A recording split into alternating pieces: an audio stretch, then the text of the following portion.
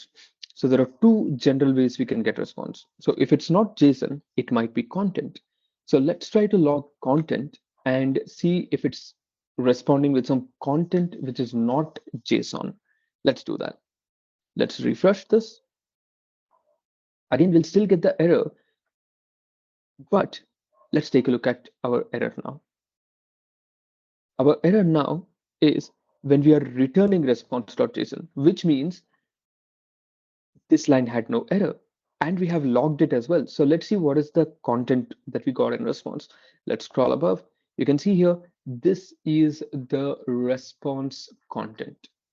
This whole like content, this is your response.content. So they are not sending a response.json data.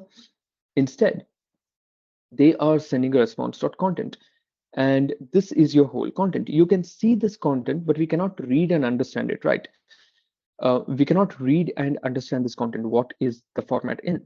However, if you read this, this will give you a clear idea. This content is a byte content, and look at the format. The format of this content is flag. Flag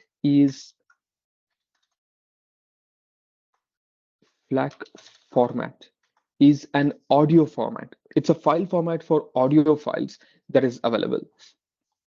It's a very, very powerful format because unlike MP3 and WAV, this does not have any compression. It's completely lossless. It's better quality than most other things. So you can see FLAC files are lossless, meaning they retain all quality of the original recording and everything. So that's the best quality you can get. So the response provided by this website is not a JSON, which means the information they have provided here is wrong. And that we can only get to know when we debug our application by using logs. These are the reasons why logs help out a lot.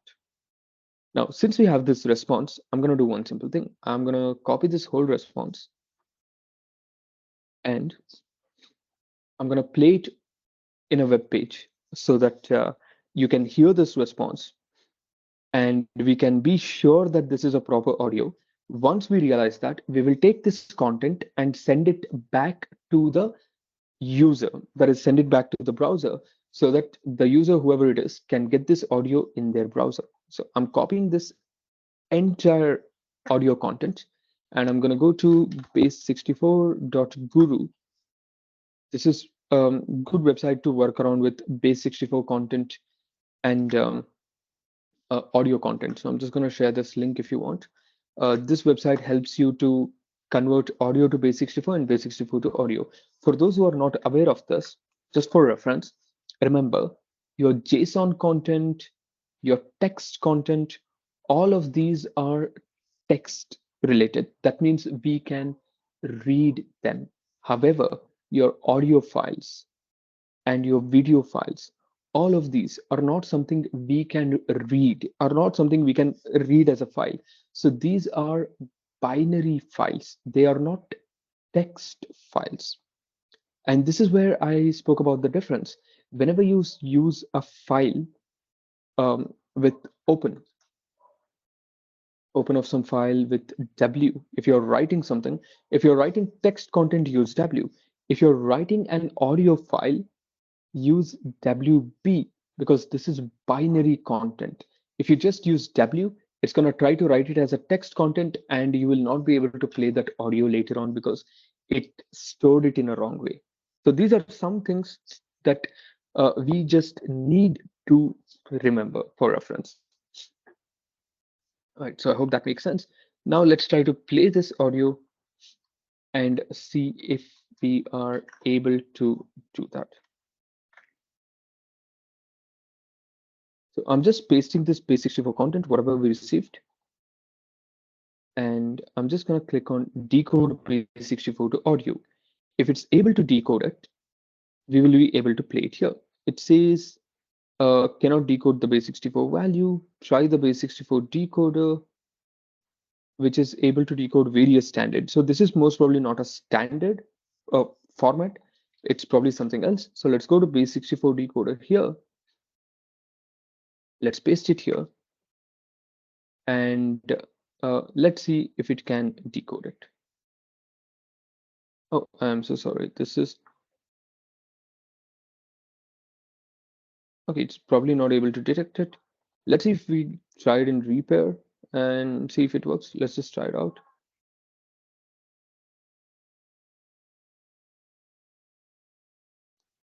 All right. Okay. Let's see if I have some unnecessary characters in this that I need to work around and resolve, or have I copied some additional characters? Okay, no. Um, this is a proper content. Right. So I was under the assumption that they do provide a proper JSON format, but they have provided a content instead. This is the raw audio content. We have to save this in a file and we have to play this uh, later on. That's what we need to do. So let's do that. Let's work around it. This should not be hard for us. We have done this application so far. We have figured out an error or a mistake that the website provided, and we have resolved that. So let's go ahead and try to do this at our end as well. Let's do that. Now, before that, I just want to give you a few seconds to walk through this. If there are any queries still here, please take a few seconds.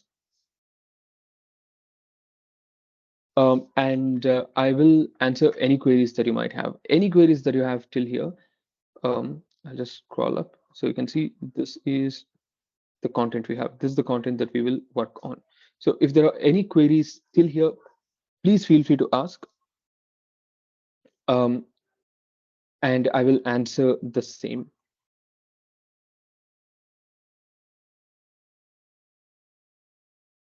So please take a few seconds, do this. So any queries that you might have, again, till here, because we have performed a lot, please feel free to ask.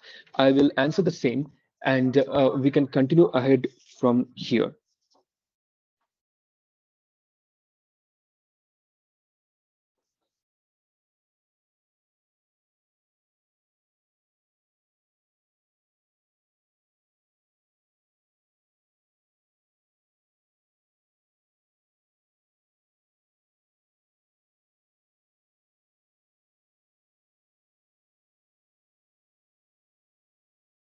All right, so no queries. Perfect.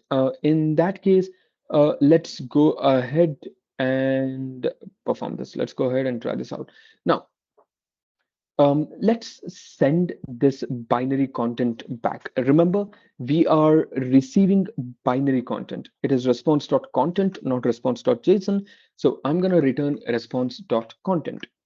Now, once I return this response.content back to controller, here either response is none or we have a response which is content.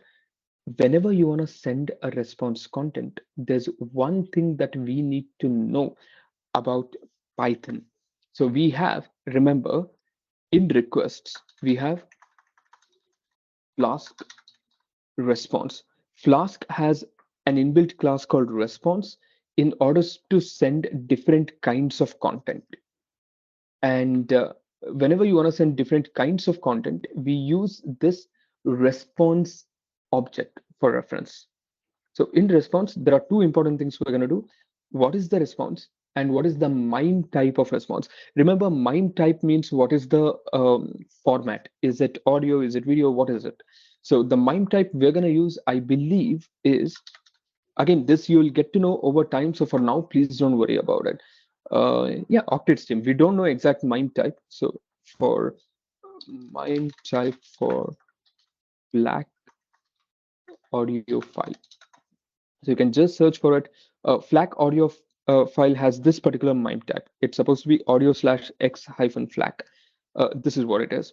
We can send this directly, or if you don't know what is the output type, you can always use application octet stream. Octet stream means that you don't know what is the type, you're just sending it, let the browser figure it out. That is what it means. We'll try both, we'll see what works out. Let's do that. So all that we need to do here is send this response back. Instead of sending just the response that we got here, remember, perform TTS is giving us the response content. What is the response content? It's this entire binary content. this binary content, instead of calling it response, I'll call it as binary response. This binary response, if it is not none, then I have to create a Flask response object. So let's create a Flask response object. I'm just going to use response within Flask. And within Flask response, we're just going to use our binary response, and content type is equal to whatever is the content type, that is application slash, let's go back and see which one was it. Sorry, not application slash, it was audio slash xflag. So let's take content type, or MIME type is audio slash xflag. Let's see if this works as expected. We saw what was the difference. The difference was the web page which we accessed, the TTS model which we accessed, sent binary content instead of the content that we were expecting as JSON. So let's reload this. And you can see we got the content here. It still gave us a message which we will resolve, but you can see it gave us the content here which we got downloaded. So let's play this. Let's see if it works. Python is the most pointless language on earth. Nobody speaks this language with me. Python is the most. So there we go. We are able to send a text to our web application and get a response. So I'm just going to write, this is the best application I've developed today. Now you can see the moment I start typing this, it's automatically going to provide these escape characters. There are certain things you cannot have in URLs. Spaces will be replaced by %20. This apostrophe will be replaced by %27. It just replaces them and sends them. So as you see here, it replaces and sends them. And once done, once we get a response, let's see if it was successful. No, it wasn't successful because TTS response has status code 503. TTS had an error. And the reason why we get to see this page is because when you try sending this response, it is sending just an audio file. So this page is stuck with the previous response. That's why we see this. So please don't worry about that. So just gonna run this in a separate tab. There we go. There is no response on the screen. It's just responding with this file. So if you play this,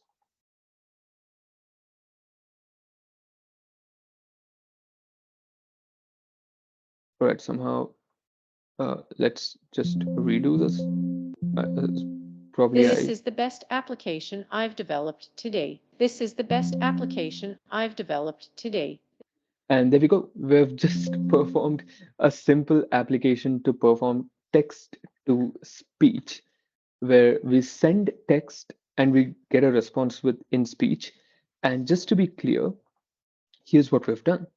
We have created a Flask application which utilizes something we have learned before, that is requests and request methods to interact and provide response.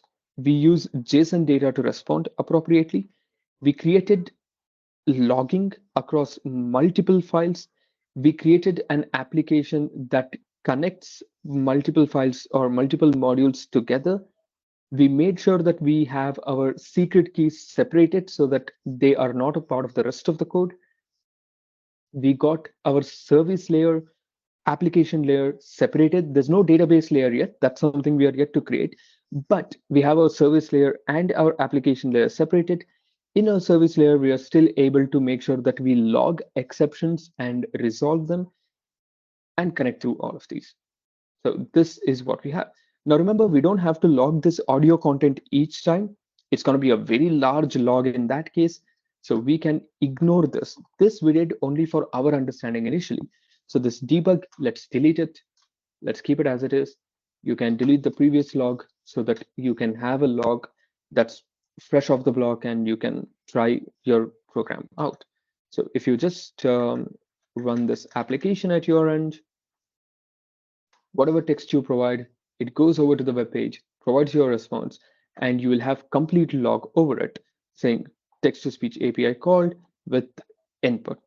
And whenever you're sending a successful response, you can also provide, just for our reference, logger.info successful response provided.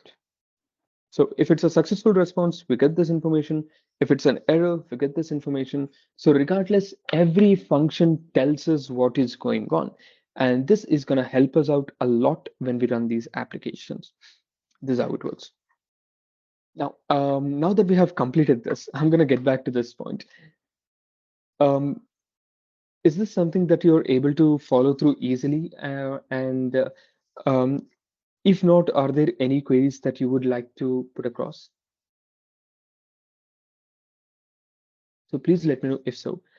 I will take up any queries that you might have within this. If you want me to walk through any process, if you want me to go through any part of this, please feel free to let me know. We will work around this. That should not be a problem at all. So I'll just give you a few seconds. Please walk through this if you want and ask me any queries because we've pretty much completed um, an application to a good level.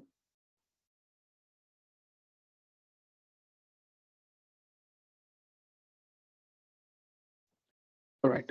So I believe there are no queries in that case. So we are good to go ahead from here. That's pretty awesome. All right. So this was something of a simple application that we just developed and started to work around, and just for our understanding.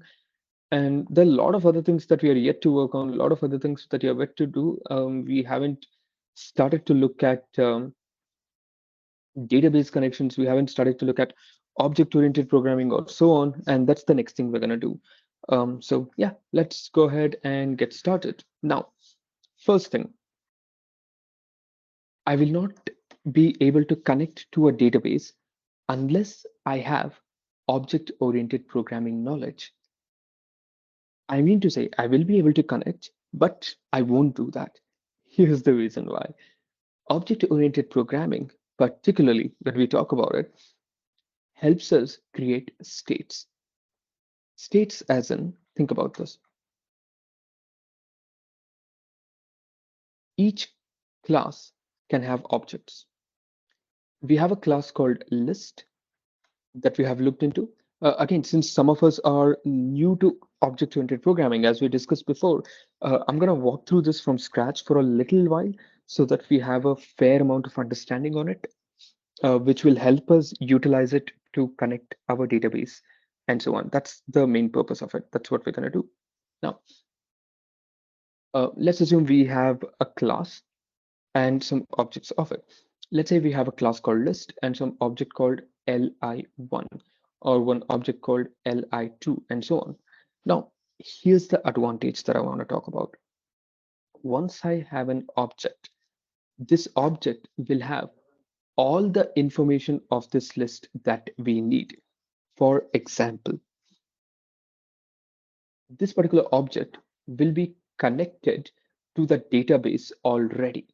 So I don't have to reconnect it again and again and again and again. That's one advantage. Or again, we can do that without a class and object as well, but this helps in a lot of ways. That's one thing. So please remember, objects help keep track of state. Like once we have an object, we can keep a track of whether we have connected through this or not, whether we have performed some operation or not. We can keep a lot of tracking within this. That's the main purpose. Anyway, let's do this ahead. But prior to this, as many of you pointed out, the database that you connect with is SQL. So I'm going to connect to my own SQL database. My own SQL database, as in I have a SQL community edition, community server edition available within my PC locally. And I'm going to use this in order to connect, let's say, to the database. So right now, um, Right, there we go. Okay, let me not do this. Let's go for, okay, I might not have, okay, I don't think I have the community edition application available. But anyway, we can do that ahead. That should take a very few seconds of time or minutes of time. That should not take much time. But anyway, moving apart from that, there are a couple of libraries that you need, a couple of connectors that you need to connect database. So um, prior to this, I presume all of you already work with SQL. Am I correct in assuming that? Please let me know if that's the case. I presume all of you already work with SQL databases. Um, I hope I'm correct in assuming that. Okay, Baron has responded, Eric as well. Please let me know with just a thumbs up if you have done that, or please just let me know by text if you haven't, because um, the next process that we're going to work on is connecting the database to this application. We want to know how many text to speech each user has performed, let's say, for example, uh, and knowing that, to know that, we're going to use a database connectivity, that is SQL database connectivity, and we're going to connect it so that we will store information. This person has used the following texts to be converted to speech, or this user has used the following texts to be converted to speech, and so on. We're going to perform all these operations. But yeah, prior to that, if you want to connect SQL to Python, you need the following package. That is MySQL Connector Python.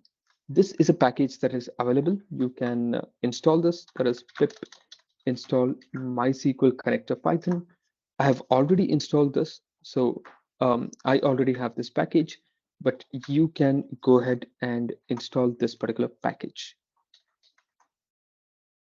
And this is the package that is officially provided by MySQL, and they give you the complete info on how to connect, what to do, how to connect with the username and data password, how to connect with the different, let's say, types of SQL servers. There are a lot of things that you get to see here. So please take a look into this just once today if you'd like to, because this will help you out a lot, to make sure that you're at least aware of these things in prior. And we're going to connect with exactly this logic. We're just going to use the host, which URL it's in, what's the username, what's the password, and which is the database that we need to connect. Once we have connected, the connection will be open until we close that connection. So this is one thing. And once you have opened that connection, you can perform a lot of operations in it. You can, again, exception handling through it, all of these things. We're just going to basically walk through this to make sure that, and take a look at this. Even they have added logger, but here's the difference. Take a look at their logger.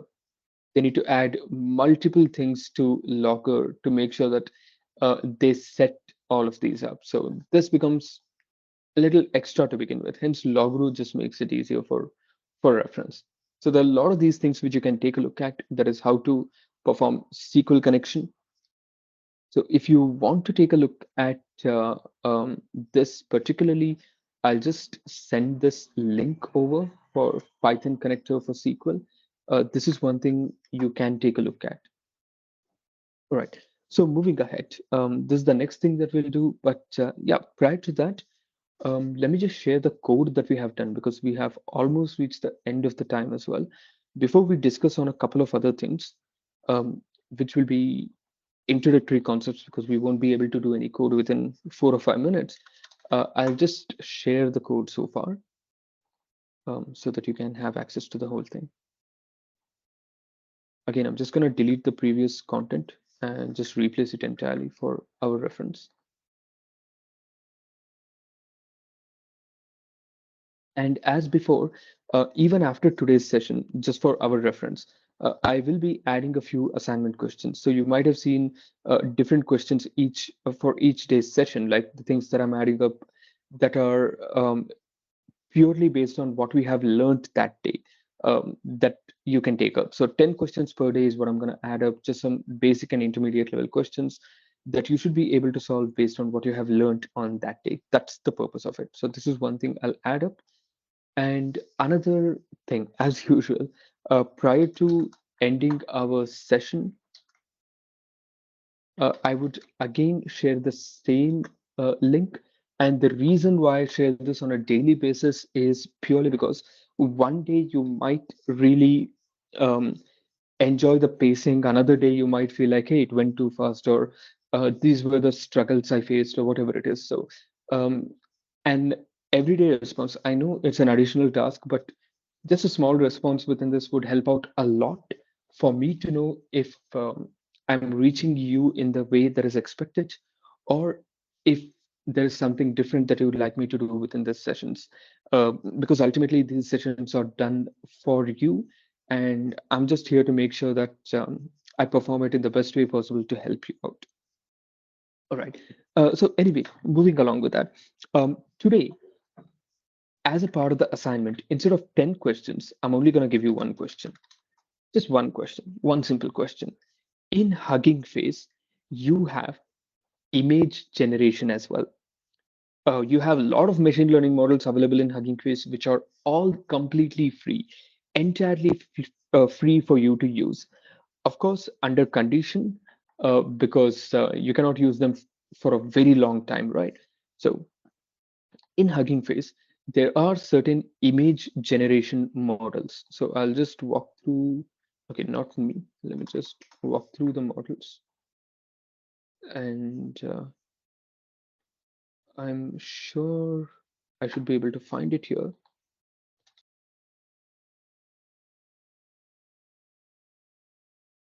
I'll just find this very quickly. So please hold on for maybe just a few seconds.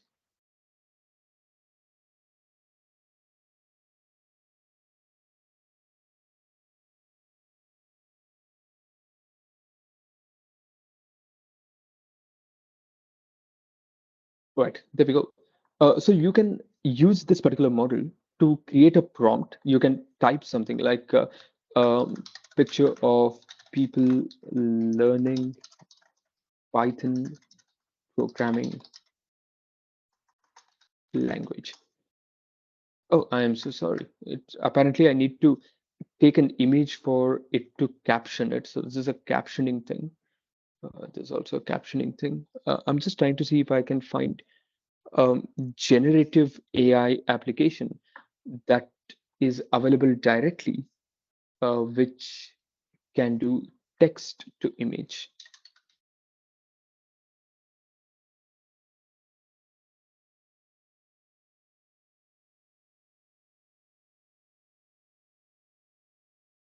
Right, so this should be good enough. I'll just try this out very quickly because I really don't want to take up too much time. All right, let's say people, or let's say a Python using a computer. And once you send this text and click on compute, it should load up the model and it should generate an image for you. That's the whole purpose.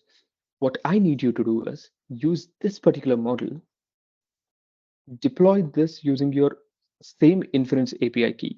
You send the input. You now look at these guys. They have provided it as response.content. They have provided it properly because they're sending a content as an image.